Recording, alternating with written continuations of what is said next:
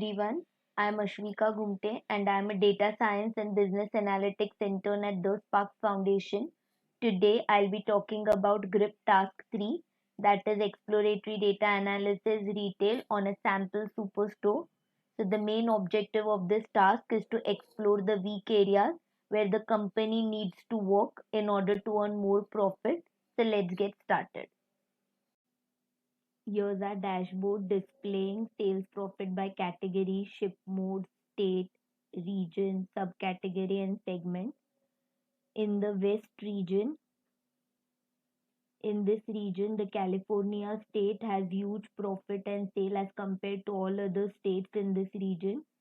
In more specifically in the California state, office supplies have relatively high profit as compared to the other two categories, and furniture has huge difference between the sales and the profit. In furniture, tables are the main reason, that is it has huge sale but has negative profit margin. Then in the central region, as compared to all other states in this region, Texas has huge sale but has minimum profit margin.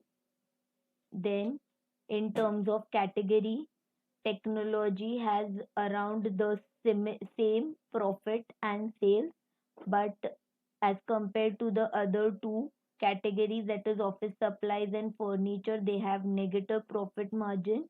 Then in office supplies, binder is the main reason for the negative profit, and in furniture, bookcases, chairs, furnishing tables, etc. are the reason. Then in the east, New York has high profit and sales. Then in the South region, Virginia is the leading state with huge sales of around 70,637, and Tennessee has the lowest profit of negative 5,342. As we saw in the above region, most of the states have good profit margin, but improvement is needed in the state of Texas. Now, in terms of categories, furniture has the lowest profit as compared to the other two categories, and office supplies has moderately good profit, and technology is really doing very well.